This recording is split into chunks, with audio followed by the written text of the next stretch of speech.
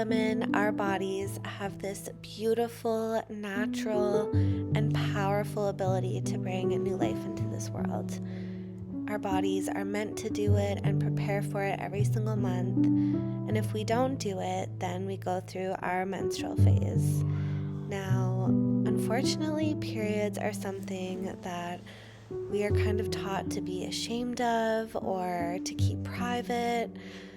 We've been led to believe that we need to deny what our body is telling us and resist it. We need to power through and just mask our symptoms with painkillers. We need to continue with our fast-paced life and go, go, go when our body is telling us that we need to be slowing down and nurturing ourselves.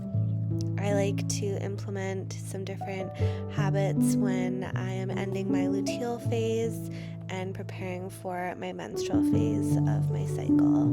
During this time, due to the hormonal changes happening, we can experience some unpleasant symptoms, and there are so many natural ways to lessen those symptoms and support our bodies rather than just masking them. So I really like to use essential oils. I have a blend that specifically targets period cramps and helps with other PMS symptoms. I also take supplements every day that help support my overall health and my hormonal health. Specifically, Vitex is really good for PMS. Since taking it, I've noticed a massive reduction, specifically in my mood swings and my energy levels. Before my period, about a week before, I start doubling the dose and have noticed that's been really helpful. And I also started using coconut oil as my primary skincare. As you can see, I have a lot of scars from hormonal acne as well as some active hormonal acne. Unfortunately, I've struggled with this for the last few years since going off of the birth control pill, so I'm still on that journey and navigating and balancing out my hormones more, but I love coconut oil for my skin, and I'm actually filming a video all about the benefits and uses of coconut oil. So make sure that you're subscribed if you're not, so that you don't miss out on that video coming up. Also, if you are a woman, you know that HIIT is one of the best things for period cramps. And you can use hot packs or hot water bottles, but my sweet boyfriend actually found this Slim Pal off of Amazon, which I will link down below, and it is absolutely amazing. It's soft, it's slim, you can hide it underneath your clothes. The belt is stretchy, it's super comfortable, and it has 3 different heat settings as well as vibrations. I love it. Another thing that I use a lot is a heated blanket, really getting cozy and embracing the low energy, not trying to push my limits, but allowing myself time to rest. Decreasing inflammation is also super important, and not just during your luteal phase and your menstrual phase, but all the time. And it's something I've really been prioritizing lately. One small change that I do is every day I drink apple cider vinegar with cinnamon and hot water on an empty stomach right when I wake up instead of coffee. This has really helped my hormonal health, specifically helping my gut health, which directly is correlated with your hormone production. Other ways to decrease inflammation is cutting back on sugar, which I know is very hard when we're nearing our period and we have all of those cravings, but if we're doing all of these other little habits, it'll actually help reduce those cravings. So you might still want a little bit of something sweet, but it might not be as bad as usual. Also, cutting down on alcohol and caffeine is super helpful for decreasing inflammation as well.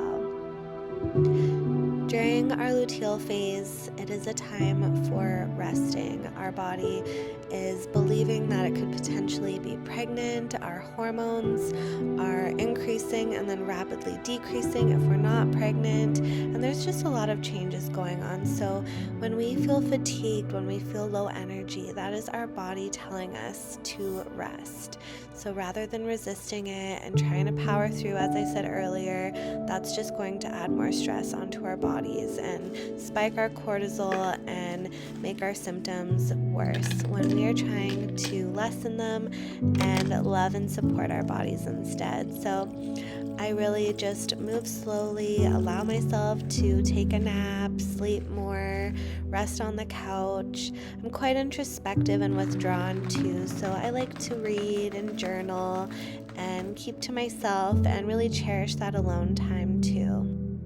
Leading up to my period, I put extra emphasis on nutrition as well, prioritizing high protein, anti-inflammatory foods such as dark leafy greens, fatty fishes like salmon, small amounts of nuts and seeds and berries. So smoothies are a great way to incorporate some of these foods into your diet.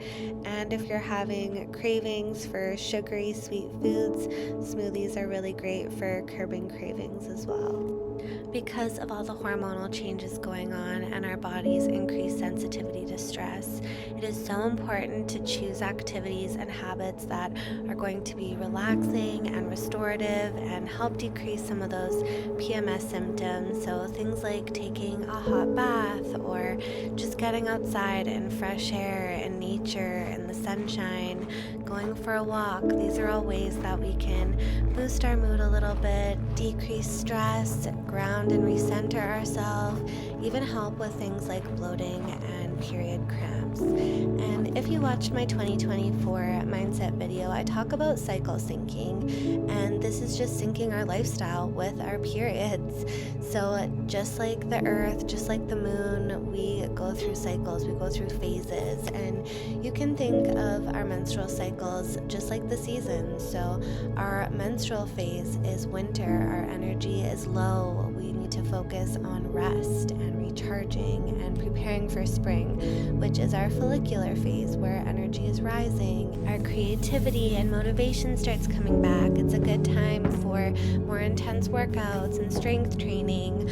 Our ovulatory phase is summer, so energy is at its highest. We feel more confident and can really embrace those feelings to challenge ourselves a little bit more and push ourselves a little bit more. And then when we get back into the luteal phase, this is our autumn. Energy starts decreasing again, and we need to focus on letting go and just being more gentle with ourselves. So definitely during my luteal phase and menstrual phase, I take it easy. If I'm going to work out, I might do just a light, low intensity workout, or I love stretching, doing yoga, going for walks, as I said earlier, and really just embracing, honoring, and accepting what's going on in my body, not fighting it, not denying it, not being ashamed of it either. I started communicating with my boyfriend even a lot more about what I experienced as a woman going through each phase of my menstrual cycle, and it's been really beneficial for our relationship too, for him to have a better understanding, and it has increased my confidence and my love for myself and my body as well. Our bodies are our home, and periods are natural, they are okay, and they're actually very magical. So ladies, I just want to remind you to slow down, give your body some love, accept and honor your period and even your PMS symptoms. And you know what? Yes, it's great to choose healthy habits to promote a better experience, but you do gotta have that ice cream sometimes too. Anyways, I want to thank you so much if you made it to the end of this video. I'm so grateful for you. I hope that you've learned something, and I will make sure to add more detailed information about each of the things I've talked about in this video down in the description box. Sending you so much love, and we will see you in the next video.